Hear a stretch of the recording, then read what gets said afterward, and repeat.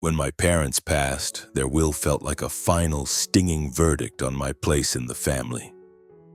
My younger brother Evan was handed their beautiful, well-maintained home in Omaha, the place where all our memories were made. My inheritance, a dilapidated house on a forgotten piece of land in the emptiest corner of Wyoming. My wife, Claire, looked at me with an expression of pure contempt. She called me a doormat, a coward without the courage to confront Evan for this blatant injustice. "Get out," she seethed, her voice like ice.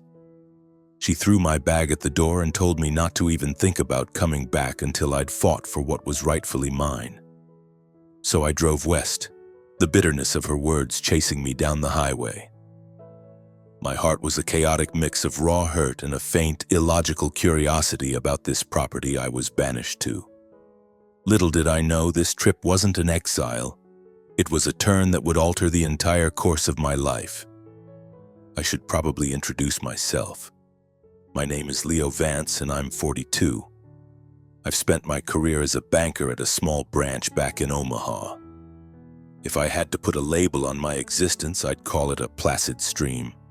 Always calm, always predictable, but never truly alive with energy. I'm not the type who enjoys laying out his life story, but it's the only way to explain why I'm standing here now. This is me, in front of a collapsing structure that's somehow mine, clutching a set of rusted keys that feel impossibly heavy. My emotions a tangled mess I can't begin to unravel. My childhood unfolded on a street in Omaha where every house was a carbon copy of the next. We lived in a middle-class world of white walls, red-tiled roofs, and lawns trimmed with unnerving precision. My parents, Robert and Helen Vance, were salt-of-the-earth people. My father spent his days as an auto mechanic, his hands permanently stained with grease, while my mother invested her patience and care into classrooms of elementary school students. They loved Evan and me. Of that I have no doubt. But their affection was a quiet, steady thing, never loud or demonstrative. It was shown in duty and provision, not hugs and praise. We were taught to be kind, to always yield in a disagreement, and to place the family's quiet harmony above all else. Yet even in that peaceful world, I always felt a strange vacancy. A sense that a crucial piece of my own identity was missing. I could feel its shape, but I could never give it a name. My parents were deeply reluctant to speak about our family's history. The past was a closed door. The only clues I ever got were fragmented whispers, half-finished sentences suggesting my great-grandfather was part of the Cheyenne Nation, one of the indigenous peoples who roamed the endless prairies of the Great Plains. My grandfather, Samuel, was supposedly the last one who carried any real connection to that culture. But he passed away when I was far too young to form any lasting memories, taking that entire world with him. My father seemed determined to erase our past, convinced that assimilation into city life was our only path forward. He maintained a resolute silence about my grandfather and our Cheyenne bloodline, as if speaking of it would summon a ghost he wasn't prepared to face. The knowledge I did possess felt like a collection of faded photographs, brief, disconnected images shared in hushed tones. I knew my great-grandfather had been a masterful hunter. I knew my grandfather Samuel had worked cattle on a sprawling ranch somewhere near the Wind River Range, and I knew that our family had made the difficult choice to abandon their ancestral lands, seeking a different kind of life in Omaha. I never held it against my parents. I understood their fear. They simply wanted to give us an easier path, to shield us from the weight of being seen as different in a city where our heritage could draw suspicious stares and closed doors. Still, there were moments I'd catch my own reflection in the mirror, really seeing the dark shade of my eyes and the thick, straight black of my hair. A question would rise up sharp and clear. Who am I, really? A quiet ache would start in my chest, a longing for a connection I couldn't articulate. It was a hunger for a part of myself I'd never been allowed to know, and I had no map to find it. Evan, My brother couldn't have been more my opposite. Younger by 4 years, he moved through the world as if he owned it. He was the one who commanded every room he entered. Tall, effortlessly handsome, with a dazzling smile that could disarm anyone. But beneath that charm was a core of pure ambition.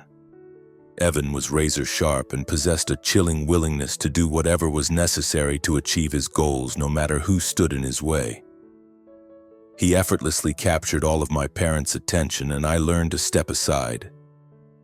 I told myself it wasn't jealousy, it was my duty. I was the older brother, and it was my job to let him have the spotlight. But in the quiet moments, a different thought would creep in, echoing Claire's accusations. Maybe I am just weak. Claire. Even just thinking her name sends a painful clench through my chest. We met 15 years ago at a party thrown by mutual friends. She was the daughter of a wealthy Omaha family, a woman who radiated confidence. She was intelligent and decisive, with piercing green eyes and blonde hair that was always perfectly coiffed. She told me she was drawn to my quiet nature. "You're different from the other men I've dated," she'd said back then. "You're honest, dependable." I was completely captivated from our first conversation, mesmerized by the way she seemed to fill every room with a vibrant energy. We got married 2 years later. Her parents gave us a small house in the Omaha suburbs as a wedding present. It was a generous gift, one I appreciated, but it carried a weight I could never shake. It was a constant reminder of my own inadequacy, a feeling of being perpetually indebted. Our marriage wasn't a fairy tale, but it was stable. Claire thrived in the fast-paced world of real estate, her days a whirlwind of client meetings and closing deals. I, meanwhile, was content with my predictable routine at the bank, finding a strange comfort in its lack of drama.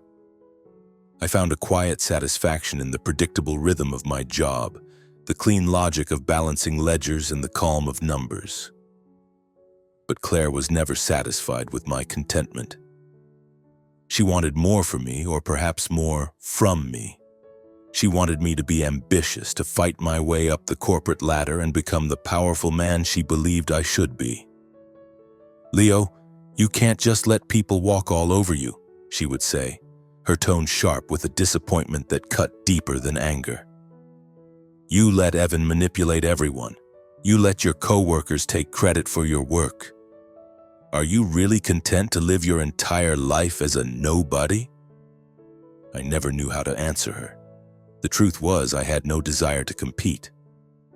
I didn't want to become a shark like my brother, clawing my way to the top. But every word she spoke was a tiny blade carving away at my self-worth. Am I really that weak? I'd wonder late at night. Have I just let my entire life happen to me without ever once fighting for what I want? That question and everything else was shattered one afternoon in early March.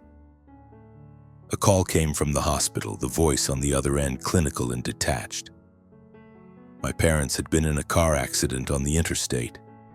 A semi-truck had lost control, swerving across the median and hitting their car head-on. They were gone. The rest is a blur. I don't remember the drive to the hospital, only the feeling of my legs giving out beneath me in the sterile, cold hallway. I collapsed against the wall, the world dissolving into a storm of tears I couldn't stop. Evan arrived sometime after I did. He projected an air of calm control. But I saw the slight, uncontrollable tremor in his hands as he filled out the necessary forms. The funeral was a suffocating affair, heavy with a grief that felt both immense and hollow. Evan and I moved through it like strangers, exchanging only clipped necessary words about the arrangements and the condolences of visitors. Claire remained at my side, her hand resting on mine. But I could feel a chasm between us. I sensed a judgment in her gaze, a deep disappointment that I wasn't performing my grief in the strong, stoic way she expected. Perhaps she was waiting for me to step up, to say or do something that would assert my position as the older brother, the new patriarch. A week after we buried them, my parents' lawyer summoned us to his office for the reading of the will. I wasn't anticipating any surprises. My parents had lived comfortably but were by no means wealthy, and I simply assumed their modest assets would be divided equally between us. I couldn't have been more wrong. When the lawyer began to read, the floor seemed to drop away beneath my feet. Helen and Robert Vance leave their house in Omaha, Nebraska, along with all personal property and financial assets to their younger son, Evan Vance, the lawyer stated, his voice flat and professional. He cleared his throat before continuing. To their elder son, Leo Vance, they leave a property located in Park County, Wyoming, along with all of its contents. The words hung in the air, and for a moment I couldn't breathe. I was utterly stunned. The Omaha house was our entire childhood. It was the backdrop for every memory I had of my parents, every holiday, every scraped knee. It was a comfortable, solid home, meticulously cared for and worth at least $1 million in the current market. But the house in Wyoming? I had no idea it even existed. My parents had never once spoken of it. The only connection I could make was a faint, hazy recollection that my grandfather Samuel had once lived somewhere out in the mountains. Evan turned to me, a strange, unreadable smile playing on his lips. "Guess Mom and Dad knew you never really liked the city," he said, his tone hovering somewhere between a joke and a serious observation. I couldn't bring myself to reply. I just managed a tight nod, desperately trying to swallow the bitter tide of injustice rising in my throat. I felt like I'd been slapped. Claire, however, had no such restraint. The moment the car door shut, she erupted. The drive home was a storm of her fury. "Are you seriously okay with this, Leo?" she practically screamed. "They leave you some worthless, run-down shack in the middle of nowhere while Evan gets the entire estate? You're the older son. How can you just sit there and let your little brother humiliate you like that?" "It was their decision," I managed to say, my voice raspy and thin. "I didn't want this to happen, Claire." "Their decision?" She let out a short, brutal laugh that was devoid of any humor. "Your parents obviously thought you were worthless, and you won't even put up a fight. You're just weak, Leo. You have always been weak." Her words landed like a physical blow, knocking the air from my lungs. I wanted to defend myself, to shout that I didn't care about the house, that all I wanted was to avoid a war with Evan and keep what little peace we had left. But the words wouldn't come. A cold dread settled in my stomach, the terrifying possibility that she was right. That was the night Claire threw me out. She told me she couldn't stand to live with a man who had no backbone, who wouldn't even stand up for himself. "Go, Leo," she said, her voice flat and final as she pointed toward the front door. "Go to that pathetic little house of yours in Wyoming. And don't even think about coming back until you've done something to prove you're a man." I didn't fight her. There was no point. I numbly packed a small bag with a few changes of clothes, grabbed my car keys from the hook by the door, and drove away into the darkness.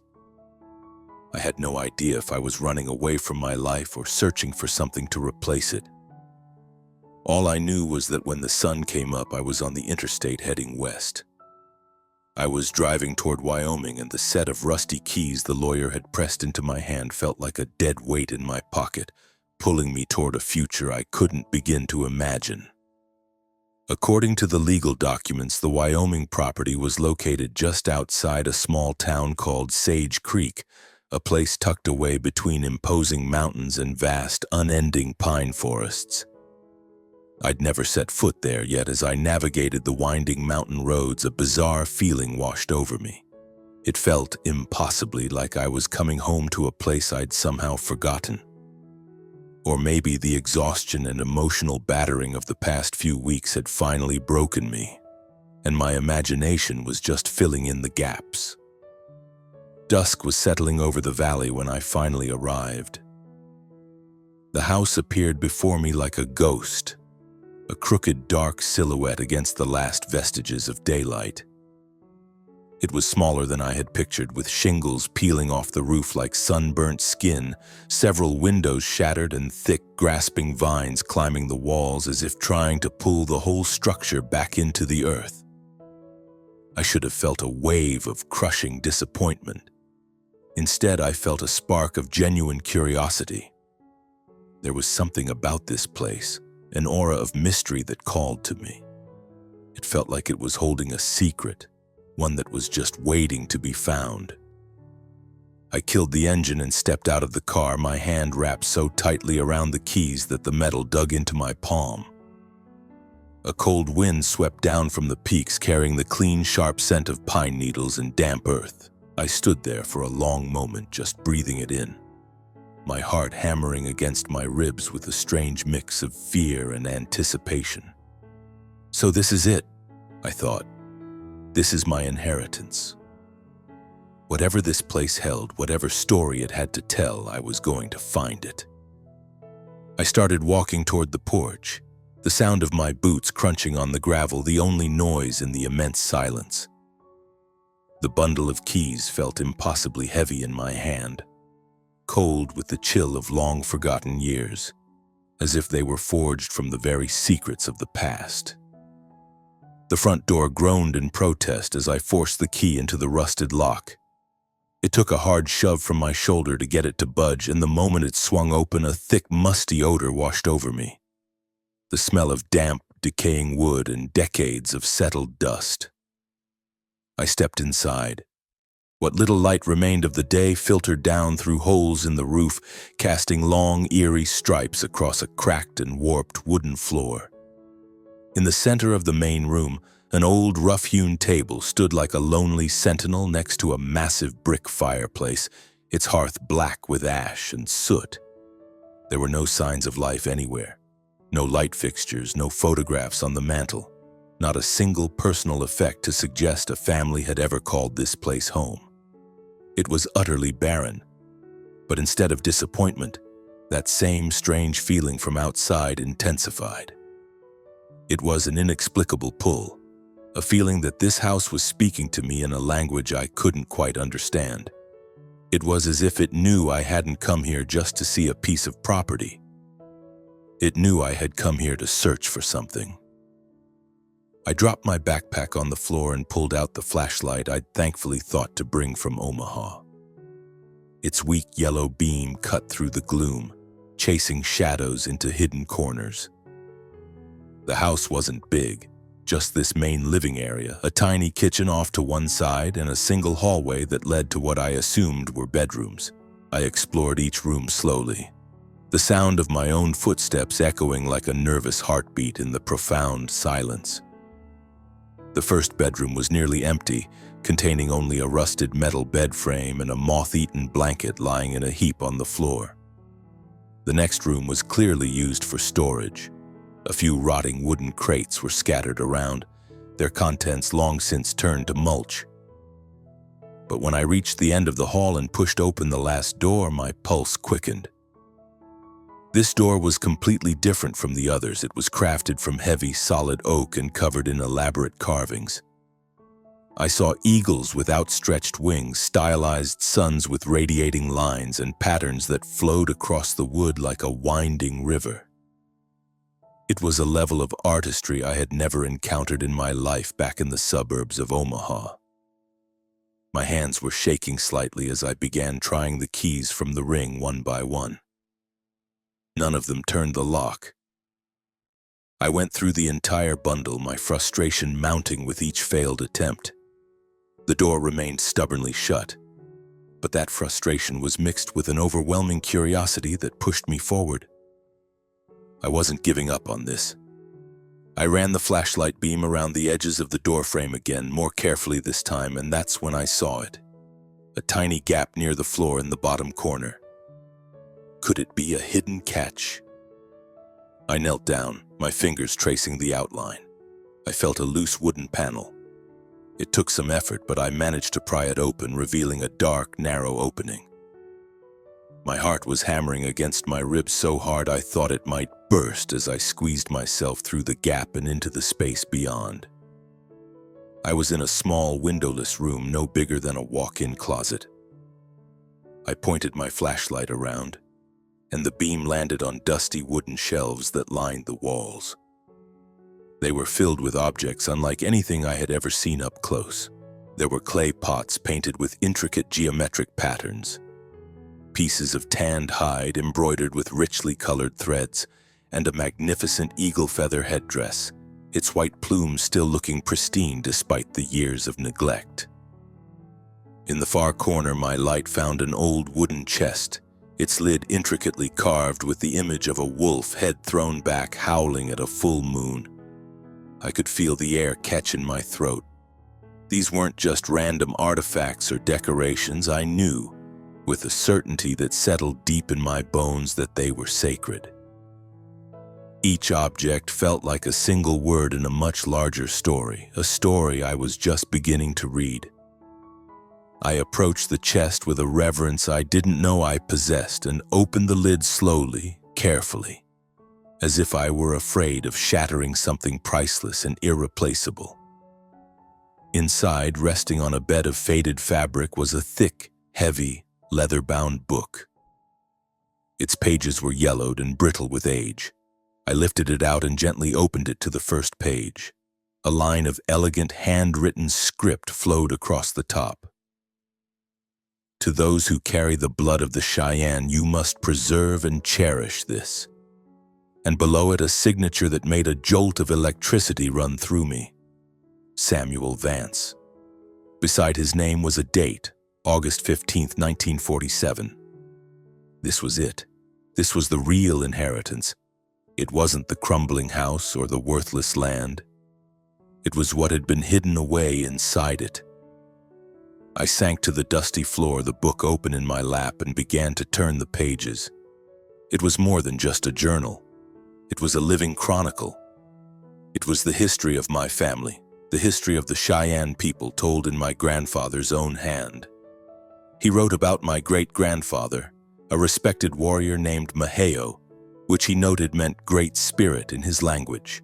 He described a life I could barely imagine, days spent on the open plains, hunting the great buffalo herds, and nights filled with sacred ceremonies performed under an endless canopy of stars. His words painted a vivid picture of a world that was both beautiful and brutal. He also wrote of the profound loss, the deep, bleeding wound that opened when the white settlers arrived, systematically taking their land and forcing his people onto reservations, their way of life shattered forever. But most of all, my grandfather Samuel wrote of resilience. He detailed how my great-grandfather Maheo had gathered and hidden these sacred objects, risking everything to protect their culture from being stolen or destroyed. He did it in the hope that one day his descendants would find them, reclaim their history, and continue to tell the story of their people. I didn't even realize I was crying until a tear fell from my cheek and splattered onto the fragile page. In that dusty, hidden room surrounded by the ghosts of my ancestors, I felt closer to my grandfather, my great-grandfather, and my people than I had ever felt to anyone in my entire life. All those years I'd spent in Omaha, I had been a stranger to the most fundamental part of myself. But now, right here, I felt like I was finally being seen, being called by my true name. Not Leo Vance, the quiet banker from the suburbs, but Leo, descendant of Maheo, a man who carried the blood of the Cheyenne. I spent the rest of the night in that small room, losing all track of time as I carefully examined each artifact. Every single object had a story woven into it, which my grandfather had painstakingly recorded in the journal. The magnificent eagle feather headdress, he wrote, was used by the shamans in ceremonies to call for rain. The beautifully painted pottery vases held the cremated ashes of warriors who had fallen in battle, hidden away here to prevent their desecration by the U.S. Army. It was a museum of a stolen history, a testament to survival. I found a small drum, its surface made of taut deer hide. When I tapped it gently with my fingertips, it produced a deep, resonant sound that seemed to vibrate right through me. I had no idea what these items would be worth in terms of money, but I understood with absolute clarity that they were priceless. This wasn't a collection of objects. It was history itself. It was the living, breathing soul of a people I was only just beginning to know. The next morning, I made a call to an old college friend, Mark, who was now an archaeologist working at the University of Wyoming. I gave him a brief, hesitant summary of what I had found, and he immediately agreed to drive out and take a look. When Mark stepped through the narrow opening into the hidden room, his professional composure vanished. His eyes widened like a child who had just stumbled upon a pirate's treasure chest. "Leo, do you have any idea what you're sitting on?" he asked, his voice shaking with excitement. "These artifacts, my God, they could be worth millions of dollars. And I'm not just talking about their monetary value. Historically, this is a monumental find. This is the tangible legacy of the Cheyenne, the kind of collection that museums all over the world would kill to acquire." The number hit me like a physical shock. Millions of dollars? That kind of money could solve every problem I had. It could buy back the Omaha house 10 times over. It could pay off all of Claire's debts and set me up for life. I could live in comfort, never having to worry about anything again. But as soon as the thought entered my mind, a powerful, visceral resistance rose up from deep within me. These artifacts couldn't be sold. They didn't belong behind glass in a museum or locked away in some private collector's vault. They belonged here. They belonged to my family. They belonged to the Cheyenne people. Mark left a few hours later, promising to get in touch with a leading expert on Plains indigenous cultures for a more formal appraisal, and to help me understand the full context of the find. I remained in the old house, drawn back to my grandfather's journal. With every page I turned, I learned more about the profound struggles my ancestors had faced. My grandfather wrote about my own father, Robert, and his difficult decision to leave Wyoming and move to Omaha. He had done it with the best of intentions, hoping to give his own children a better, easier life, free from the prejudices he had known. But my grandfather also wrote of the deep pain he felt as he watched my father consciously distance himself from his Cheyenne heritage. Robert believed that assimilation was the only way for his sons to survive in that world, he wrote. But I fear that if we forget where we come from, we lose the most important part of ourselves. Those words struck me with the force of a physical blow. I thought of my parents and their steadfast refusal to ever speak of my grandfather or our people. I had always assumed they were trying to protect Evan and me from discrimination. But now, sitting in this sacred space, I finally understood how wrong they had been. The past wasn't a burden to be discarded. It was an anchor. It was the source of our strength. It was our identity. In the days that followed, a new purpose took hold of me. I started to fix up the house. I swept the dust of decades from the floors, patched the gaping holes in the roof with salvaged shingles, and began to carefully clean the artifacts, treating each one with the reverence one would reserve for a sacred jewel. With each passing day, I felt a growing connection to my grandfather, to my great-grandfather Maheo, and to a long line of ancestors I had never known. It was as if their spirits were stirring back to life inside of me.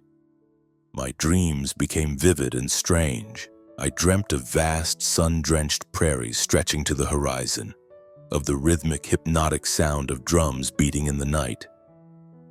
I saw a man with long, dark hair braided down his back, standing atop a hill, his gaze fixed on some distant point I couldn't see.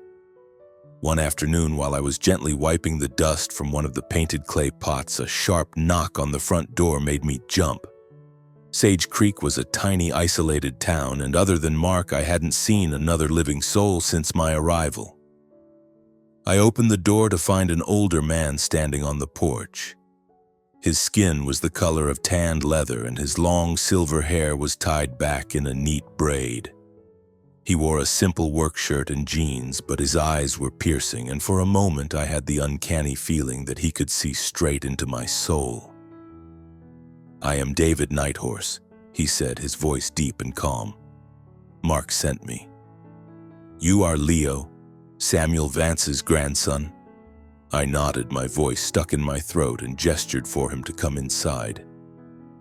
David stepped into the main room, and I led him to the hidden chamber. As his eyes took in the collection of artifacts on the shelves, they shone with a complex emotion I couldn't immediately identify. It looked like pride, deeply intertwined with a profound and ancient pain. He reached out and gently touched the eagle feather headdress, his weathered fingers trembling slightly. "Do you understand how important these are?" he asked, his voice low and reverent. "These are not just objects. They are the spirits of your ancestors. They are the living memory of our people." David began to tell me about the history of the Cheyenne, stories that went far beyond the brief entries in my grandfather's journal. He spoke of the wars, the sacred ceremonies, and the systematic efforts to suppress and destroy their culture. He explained how it only survived because of people like my grandfather, brave individuals who became secret keepers of their heritage. He said my grandfather had been one of those guardians, hiding these sacred items to keep them from falling into the hands of those who wanted to erase the tribe's memory from the earth. "Samuel always believed that one day someone from his own bloodline would find this place," David said, his sharp eyes meeting mine. "He believed that person would have the heart to understand. That person is you." I felt a tremendous weight settle onto my shoulders, but it wasn't a crushing burden. It was accompanied by a fire igniting deep in my chest. In that moment, I knew I was no longer Leo, the timid banker from Omaha. I was someone else entirely. I was a descendant of warriors, of storytellers, of a people who had fought and died to protect who they were. But the path forward was not a simple one. A week later, my past came roaring back to my doorstep. Evan pulled up in a polished, expensive SUV, striding into the ramshackle house with that same easy, confident smile he always wore. "Brother Leo, I heard you struck gold out here," he said. His tone was light, almost joking, but his eyes were cold and calculating. "Mark mentioned it to a colleague, and you know how word travels. Those old things are apparently worth a fortune." A hot surge of anger went through me. "They're not for sale, Evan," I said, struggling to keep my voice even. "They are our family's legacy. They belong to our people." Evan threw his head back and laughed, a loud, dismissive sound that echoed in the small house. "Legacy? Oh, come on, Leo, don't be so naive. This isn't about some dusty old history. This is about money. We sell them, we split the cash, and you could live like a king. Hell," he added, leaning in conspiratorially, "I'd even be willing to trade you the Omaha house for this place and its contents. Straight up." His offer landed like a punch to the gut. The Omaha house, the home filled with every memory of our parents, of our entire childhood. It was a tempting, poisonous thought. For a fleeting, treacherous moment, a part of me wanted to say yes. I could go back to Omaha, back to Claire, back to the life I knew. I could have it all back. But then my gaze fell on my grandfather's journal lying on the table, and on the magnificent eagle feather headdress hanging on the wall, and I knew I couldn't do it. "No, Evan," I said, and my voice was stronger and clearer than I had ever heard it. "They don't belong to us to sell. They belong to our people." Evan just shook his head, looking at me as if I'd completely lost my mind. "You're going to regret this, Leo," he said, his voice laced with pity and contempt. He turned and walked out without another word. "You always regret being weak." He drove away, leaving me alone with a gnawing sense of unease. His offer, the Omaha house in exchange for this place and its priceless contents, was like a stone thrown into a calm pond. It sent ripples through my mind, disturbing thoughts I had tried to push down. I retreated to the secret room and sat on the floor, clutching my grandfather's leather-bound book, my eyes fixed on the headdress hanging on the shelf. The beam of my flashlight caught the white feathers, making them glimmer like a constellation of tiny stars in the darkness. But my thoughts were no longer in this room. They were miles away, tangled up in the life I had left behind. My mind was drifting, pulled back east toward Omaha, toward Claire, toward the predictable, stable life I once believed was all I needed. I got up and walked out onto the porch, needing air. The night in Sage Creek was sharp and cold, the wind carrying that now familiar scent of pine and damp earth. Above me, the sky was a breathtaking spectacle, a vast black canvas ablaze with stars so brilliant I felt I could trace every constellation with my finger. I had never seen a sky like this back in Omaha, where the glow of the city lights washed everything out to a dull orange haze. Here, it was pristine, immediate, and real. It felt as if I were standing at the very center of the universe. I found myself wondering if my grandfather Samuel had ever stood on this same porch, looking up at this same sky, feeling the same profound sense of awe and insignificance that I was feeling now. Had he ever been forced to confront the kind of temptations that were now tearing me apart? The next morning, the past reached out to me again. My phone rang, and I saw Claire's name on the screen. When I answered, her voice wasn't the icy, dismissive tone I remembered from our last conversation. It was softer, almost gentle, reminiscent of the way she used to speak to me when we were first falling in love. "Leo," she said, her voice tentative. I heard from Evan about what you found out there. Is it true? Did you really find some kind of treasure?" I gripped the phone, my knuckles turning white. My heart began to pound, a heavy, anxious rhythm against my ribs. "It's not treasure, Claire," I replied, my voice coming out raspy and strained. "It's a legacy. It belongs to my family, to the Cheyenne people." There was a long pause on the other end of the line. Then Claire gave a soft, breathy laugh. "You're always such a romantic, Leo. But I'm a practical woman. If those things are really worth millions like Evan claims, you should sell them. We could pay off all our debts, buy a beautiful new house, travel the world. Don't you want that kind of life with me? A life where we never have to worry about money again?" Her words were a seductive whisper, painting pictures in my mind that I had once desperately wanted. A bigger house, trips to tropical beaches, the respect and admiration of our friends and family. A life without the constant quiet pressure of not having enough. But even as the images flickered through my head, that same deep, unshakable resistance rose up from my core. These artifacts weren't a lottery ticket. They were the living history, the very soul of my ancestors. To sell them would be to betray not only my grandfather and his memory, but the new part of myself I was just beginning to discover. "Claire," I said, struggling to keep my voice steady. "You don't understand. These things are not for sale. They mean more than money." She sighed, and in an instant the gentle tone was gone, replaced by the familiar sharp edge of her frustration. "You're still the same old Leo," she said, her voice dripping with disappointment. "Always romanticizing everything. Do you really think a pile of old relics is going to change your life? They won't pay our bills. They won't bring you happiness. You're living in some kind of foolish fantasy, and frankly, I'm tired of waiting for you to wake up and face reality." I wanted to argue with her. I wanted to tell her that I had found a kind of happiness, not in the promise of money, but in the profound connection I felt to this place and to my own history. But I remained silent. I knew, with a weary certainty, that nothing I could say would make her understand. She couldn't see what I saw in this dilapidated house. She couldn't hear the ancestral whispers I heard in the wind moving through the pine trees. "I'm coming to Wyoming," she announced, her tone leaving no room for discussion. "I want to talk about this face to face. You can't just keep running away forever." Then she hung up. I stared at the black screen of my phone, a sense of dread washing over me.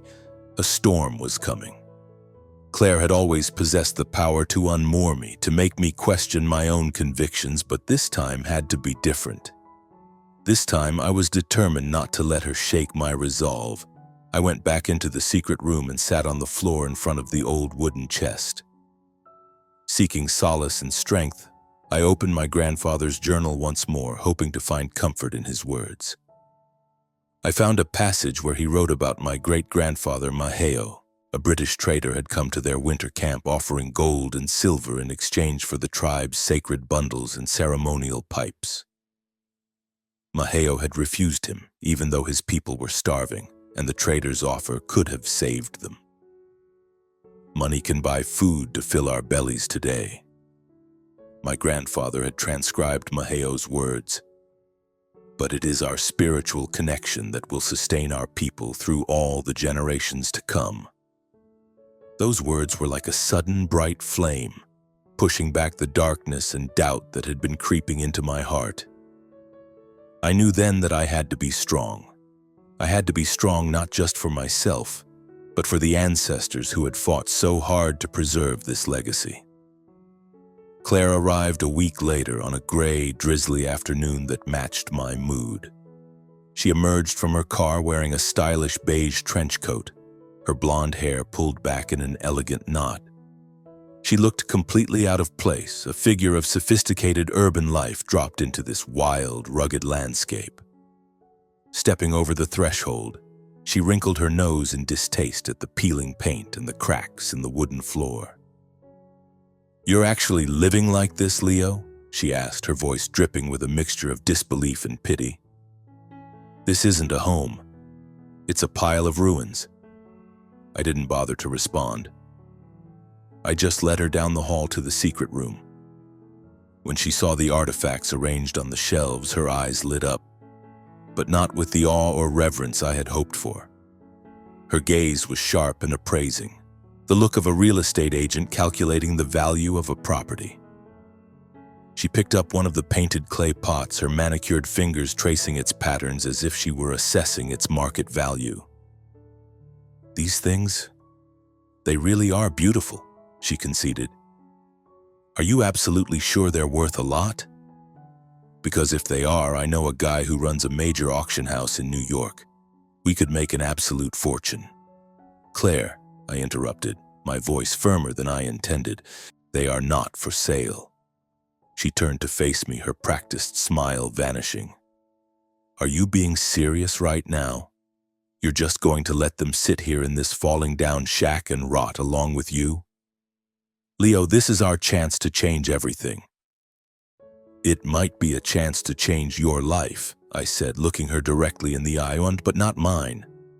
I found something here. I found my purpose. These artifacts aren't just things. They are the living history of my family, of the Cheyenne people. I have a responsibility to protect them." Claire shook her head and stepped closer, placing a hand on my arm. Her voice softened, becoming persuasive and intimate. "You've changed, Leo," she said quietly. "I feel like I don't even know you anymore. But I still want us to work. I want us to try again. Just sell them and we can start fresh. I'll forgive you for everything. For letting Evan walk all over you, for all the ways you've disappointed me. We could finally be happy." Her words were meant to be a balm, an offer of reconciliation, but they felt like a twisting knife. This time, however, they didn't have their intended effect. I didn't waver. I gently removed her hand from my arm, feeling a sense of clarity and strength I had never known before. "Claire, I don't need your forgiveness," I said, my voice quiet but firm. "I haven't done anything wrong. I am simply doing what I know is right." And if you can't accept that, then maybe we really don't belong together anymore." She stared at me, her green eyes glistening with tears. But as I looked at her, I realized it wasn't love I saw in her expression. It was the shock of defeat. It was the look of someone who had just lost control of a situation they thought they could manipulate. "You will regret this, Leo," she whispered, her voice trembling with a mixture of anger and disbelief. "You'll end up all alone in this dump and you will regret it." She turned and walked out, slamming the front door behind her. I was left standing in the silence of the secret room, the artifacts my only companions. But I felt no regret. For the first time in my adult life, I felt as though I had stood my ground against temptation, against pressure, against the crushing weight of other people's expectations. I was no longer Leo, the weak-willed man who would do anything to keep the peace. I was Leo, descendant of Maheo, and I had chosen to protect my legacy. The temptations, however, were not over. A few days later, another stranger arrived at my door. He was impeccably dressed in a dark suit and introduced himself as a representative of a private art museum in Chicago. He claimed to have heard about the artifacts through an anonymous source. I had no doubt it was Evan. He made me an offer on the spot, $3 million for the entire collection. He sweetened the deal by promising my name would be prominently displayed on a plaque, honoring me as a major donor. "Mr. Vance, this is an opportunity for these important items to be seen and appreciated by the world," he said, his voice as smooth and polished as his expensive shoes. "We will display them with the dignity and respect they deserve." I looked at him, a cold anger rising in my chest. "Deserve?" I asked, my voice flat and hard. "You think locking them away behind glass in a museum in Chicago is what they deserve? These things belong to the Cheyenne people. They belong to the descendants of the men and women who lived and died to protect them. You can't buy their spirit." The man gave a small, condescending smile and shrugged his shoulders. "I am simply making an offer, Mr. Vance. If you should change your mind, here is my card." He placed it on the porch railing and walked back to his car, leaving me with a familiar sense of unease. I knew he was right about one thing. There would be others. There would be more offers, more pressure, and I would have to find the strength to face them all. After the encounter with the man from Chicago, I knew I couldn't just keep these artifacts locked away in this hidden room forever. They needed to be protected, yes, but not by hiding them from the world. They needed to be brought into the light so their stories could be told and their spirit could live on through education and community. The idea for a cultural center started to form in my mind. Not a sterile, silent museum, but a living, breathing place where the Cheyenne people and anyone else who was interested could come to learn, to connect, and to feel a sense of pride in this powerful heritage. The first person I called was David Nighthorse. He came to the house early one morning, bringing a thermos of hot, sweet tea and a warm, encouraging smile. I laid out my fledgling idea for him, and as I spoke, he nodded slowly, a thoughtful gleam in his eyes. "You are walking the right path, Leo," he said when I finished. "Your grandfather Samuel would be very proud of you. But this is not a journey you can take by yourself. You will need the community to walk with you." David began to introduce me to other members of the Cheyenne community in Park County. He took me to meet elders, artists, and activists, people who had dedicated their lives to preserving their culture. I met a woman named Sarah Little Bear, a master of traditional beadwork, and an elder named Benjamin Stone Calf, who knew hundreds of ceremonial songs by heart. To my surprise and relief, they didn't treat me like an outsider. They welcomed me as if I were a long-lost relative finally returning home from a difficult journey. In their company, I felt a sense of belonging I had never experienced before. Not with Claire, not even with my own brother, but here, with people who shared my blood and my history. Sarah and Benjamin helped me flesh out the idea for the cultural center. We decided to restore my grandfather's house itself, transforming it from a forgotten ruin into a vibrant space where we could display the artifacts. It would also be a place to hold classes on the Cheyenne language, on traditional crafts like beadwork, and to share the old stories and ceremonies. I used the entirety of my life savings to buy the necessary building materials, and once we started, members of the community began showing up to help with the work. Over the next few weeks, the old house was slowly brought back to life. Together, we replaced the rotting roof, repainted the faded walls, and cleared a space outside to build a ceremonial circle. The sounds of hammers and laughter filled the air, replacing the lonely silence. But as our project grew, we learned that not everyone was happy about what we were doing. One evening, while I was working on the porch with Sarah, she told me that Evan had been in contact with a local real estate developer attempting to sell the property out from under me. A hot wave of fury washed over me, but Benjamin urged me to remain calm. "Your brother is blinded by greed," he said, his voice steady and reassuring. "But you do not have to let his darkness into your heart. You must focus on your purpose." I took his advice and hired a local lawyer to block Evan's attempts to sell the land. After a brief legal battle, I secured full, undisputed ownership of the property. It was a small victory in the grand scheme of things, but it made me feel stronger and more resolute than ever. I was no longer afraid of confronting Evan or Claire or anyone else who tried to take this legacy away from me. On a bright, clear summer morning, the Cheyenne Heritage Center officially opened its doors. We held a traditional dedication ceremony, the deep, resonant sound of the drum echoing through the valley as the smoke from burning sweetgrass rose toward the sky. David led the ritual, and I stood at his side, wearing a shirt Sarah had painstakingly beaded for me, my heart swelling with a pride so profound it almost hurt. Dozens of people from the Cheyenne community and other nearby tribes attended, along with a surprising number of curious local residents who wanted to learn more about the culture we were trying to preserve. I stood before the assembled crowd, holding a microphone, my hands shaking slightly. For the first time, I shared my story with others. I spoke of my journey from Omaha to Sage Creek, of discovering the hidden room and the artifacts, and of how this place had helped me finally understand who I truly am.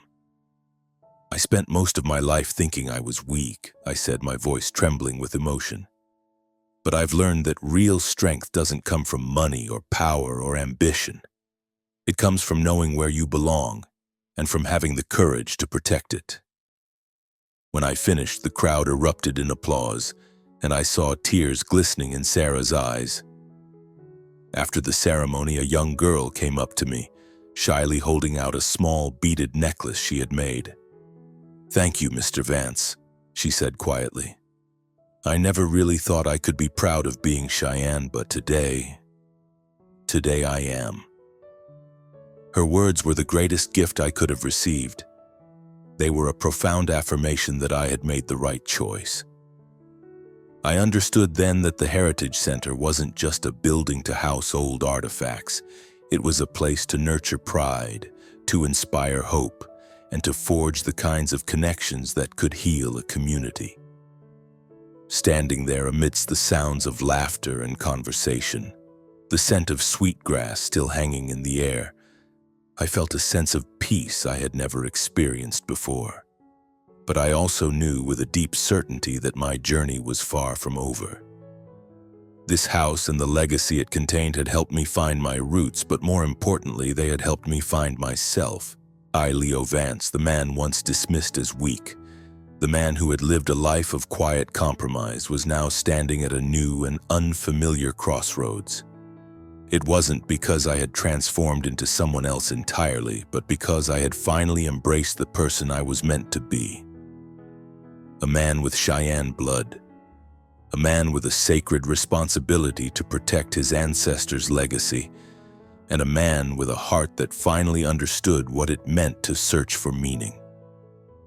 In the weeks that followed the center's grand opening, I was busier and more fulfilled than I had ever been. My days started early with a strong cup of coffee as the sun rose over the mountains. Some days I would work with Sarah Little Bear, helping her arrange the artifacts for display while she carefully explained the history and significance of each piece, just as David Nighthorse had explained them to us. On other days, I would sit with Benjamin Stone Calf for hours, listening intently as he taught me the ancient ceremonial songs, his powerful voice rising and falling like an echo from the open plains of our ancestors. I was still clumsy, my attempts at the Cheyenne language often mangling the pronunciations and making everyone laugh. But for the first time in my life, I wasn't embarrassed by my mistakes. I knew that each small step, each new word I learned was bringing me closer to the home I had never known. But I didn't feel strong all the time. There were nights after the center had closed and everyone had gone home when I would sit alone in the quiet of the secret room. I would stare at my grandfather's leather-bound journal and wonder if I was truly capable of carrying this monumental responsibility forward. The pressure wasn't just external anymore. It wasn't just about Evan or Claire or the endless stream of offers to buy the artifacts. The deepest pressure now came from within. I was terrified of failing. I was haunted by the fear that I would somehow dishonor this legacy, that I wasn't worthy of the trust my grandfather and the Cheyenne community had placed in me. One evening, as I was gently cleaning the feathers of the headdress, David came into the room. He didn't speak at first, just sat down on an old wooden crate and held a braid of sweetgrass in his hands. He lit it, letting the fragrant smoke curl through the still air. After a long moment of silence, he finally looked at me. "You are carrying a heavy worry," he said, his voice as low and steady as the wind moving through the pines. "I can see it in your eyes." I let out a long sigh and carefully set the headdress down. "I just don't know if I'm doing this right, David," I confessed, the words tumbling out. "I want so badly to protect these things, to make this center a meaningful place, but I'm scared. I'm scared that I'm not capable of it. I didn't grow up Cheyenne. I'm just a banker from Omaha who stumbled into his heritage a few months ago." David smiled, a slow, knowing expression that spoke of a man who had seen too much of life to be easily shaken. "Do you think your great-grandfather Maheo was never afraid?"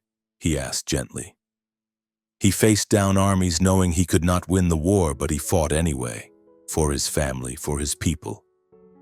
Strength is not the absence of fear, Leo. True strength is doing what you know is right, even when your hands are trembling." His words were like a fresh, clean wind, clearing the fog of doubt from my mind. In that moment, I understood that this journey was not about achieving some kind of perfection or becoming an expert overnight. It was about having the courage to keep moving forward, even when I couldn't see the final destination.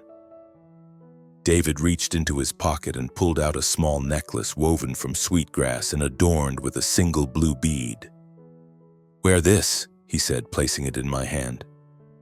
"Let it remind you that you are not walking this path alone. Your ancestors are always with you." I slipped the necklace over my head, feeling the cool, dry strands of grass against my skin. From that night forward, whenever the old doubts began to creep in, I would reach up and touch the necklace. In my mind, I could feel the steady presence of my grandfather Samuel, my great-grandfather Maheo, and David Nighthorse standing right behind me, lending me their strength. My journey of self-discovery didn't just happen within the walls of the house or the Heritage Center. It unfolded in countless small, quiet moments, in the everyday lessons the Cheyenne community so generously shared with me. One afternoon, Sarah invited me to her home, where she was teaching a group of young children the art of traditional beadwork. I sat in the corner, completely mesmerized as I watched their small, nimble hands move across the tanned hide, creating intricate patterns of breathtaking beauty. Sarah patiently explained the meaning behind each design, the sharp zigzag representing lightning, the perfect circle symbolizing the sun, the source of all life. I listened intently, feeling as though I too were a child, learning the alphabet of my own culture from scratch. "Mr. Vance, you should try it," a little boy named Daniel called out, his eyes sparkling with a mischievous grin. I laughed and shook my head, but Sarah gently nudged me toward an empty chair. "Don't be shy, Leo," she said with a warm smile. "Every journey begins with a single step." I fumbled awkwardly with the loom, my clumsy fingers tangling the threads and earning a fresh round of giggles from the children. But when I finally managed to finish a small, crooked square of fabric, a wave of pure, simple joy washed over me. It wasn't because I had created something beautiful or impressive. It was because I had dared to try in the first place. In that moment, I realized that this was the kind of strength I had been missing my entire life. It wasn't the strength to dominate or to win at all costs. It was the quiet strength to learn, to grow, and to not be afraid of failure. But every journey has its trials. One morning, as I was setting up for a Cheyenne language class at the center, I received a certified letter in the mail. It was from Evan's lawyer. He was suing me, claiming co-ownership of the property and arguing that our parents' will was ambiguous and therefore invalid. The letter felt like a physical blow, leaving me dizzy and disoriented. I had foolishly believed that my battle with Evan was over, that he had accepted defeat after I secured the legal title. I couldn't have been more wrong. This wasn't just about money for him anymore. This was about power. He wanted to prove that I was unworthy, that in the end I would always be the loser. My first call was to David. He came to the center right away. We sat together on the porch, my gaze fixed on the distant hazy mountains as I explained the situation. "I'm just so tired, David," I admitted, my voice rough with exhaustion and despair. "I'm just trying to do the right thing, but why does it have to be so hard? Evan, Claire, all these people trying to buy the artifacts. It feels like the whole world is pushing against me." David was silent for a long time. Then he raised a hand and pointed toward the sky, where a lone hawk was soaring on the thermal currents. "Do you see that hawk?" he asked. "It flies so high, but not because there is no wind blowing against it. It flies high because it has learned how to use the force of that wind to lift itself higher. Your challenges, Leo, are that headwind. You must not let them knock you to the ground. You must learn to use them to help you soar." His words shifted something inside of me, giving me a completely new perspective. Evan, Claire, all these obstacles, they weren't just enemies to be defeated. They were lessons to be learned. They were tests of my resolve. I decided then and there that I would face Evan's lawsuit, not with anger and resentment, but with a quiet and unshakable determination. I hired the best lawyer I could find, and we began to prepare for the trial. In the meantime, I poured all of my energy into my work at the center, refusing to let the looming legal battle distract me from my true purpose. With each passing day, I felt my own strength growing. It wasn't the arrogant confidence of someone who knows they are going to win. It was the quiet resolve of someone who knows they are fighting for the right reasons. The trial was held in Cody, a few hours' drive from Sage Creek. As I walked into the courtroom, I saw Evan for the first time since he had stormed out of the house. He still looked as handsome and self-assured as ever, dressed in an expensive suit. But as I looked at him, I saw a hollowness in his eyes that I had never noticed before. The distinct emptiness of a person who is chasing nothing but money and status. When I was called to the stand to testify, I told my story without hesitation or apology. I spoke of my journey to Wyoming, of finding the artifacts in my grandfather's journal, of building the cultural center with the help of the Cheyenne community. and of my profound conviction that I could not let this sacred legacy fall into the hands of those who would not honor it. "I am not doing this for myself," I said, looking directly at the judge. "I am doing this for my family, for the Cheyenne people, and for all the ancestors who fought so hard to keep this history alive." Evan, in stark contrast, spoke only of the property's monetary value and the potential market price of the artifacts, insisting that he was entitled to his fair share of the inheritance. But I watched the judge, an older woman with intelligent, discerning eyes, and I could see that she was completely unmoved by his talk of numbers and profits. In the end, she ruled in my favor. She declared that the house and all of its contents belonged to me, citing the clear and unambiguous language of my parents' will and my demonstrated commitment to preserving the cultural significance of the legacy they had left me. As we filed out of the courtroom, Evan looked at me, his expression a mixture of shock and anger, but he didn't say a word. For a moment, I wanted to tell him that I hadn't fought him to spite him, that despite everything, I still loved him as my brother. But I knew that, for now at least, he wasn't ready to hear it. I just gave him a small nod and walked away, feeling a tremendous weight lift from my shoulders. Back in Sage Creek, I held a small celebration at the center to thank the community for their unwavering support throughout the trial. We built a bonfire under the vast starry sky, and Benjamin Stone Calf led us in singing traditional Cheyenne songs as we shared stories of our ancestors late into the night. As I stood before my friends, I realized I was no longer the timid, uncertain man who had arrived in this town with nothing but a set of rusty keys and a broken heart. I was Leo Vance, a man who had finally found his own inner strength, not through winning a battle, but through having the courage to live a life that was true to himself. Inspired by my grandfather's journal, I began to write a book, a chronicle of my own story interwoven with the history of my family. I wanted to ensure that future generations, children like Daniel and the little girl who had given me the beaded necklace, would always know that they were the carriers of a powerful and precious legacy.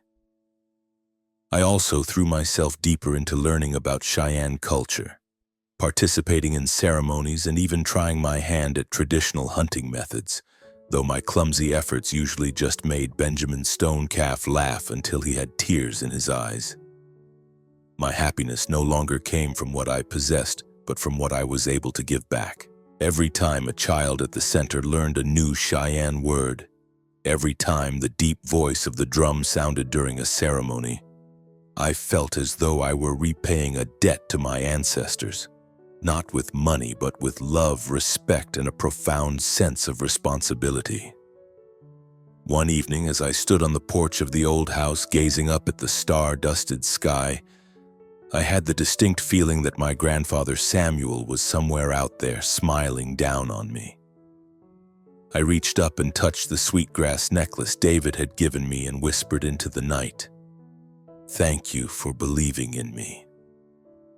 A cool wind swept down from the mountains, carrying the clean scent of pine, and in that moment I knew that no matter how difficult this journey might become, I would never have to walk it alone. I was no longer Leo, the weak man who always yielded to others.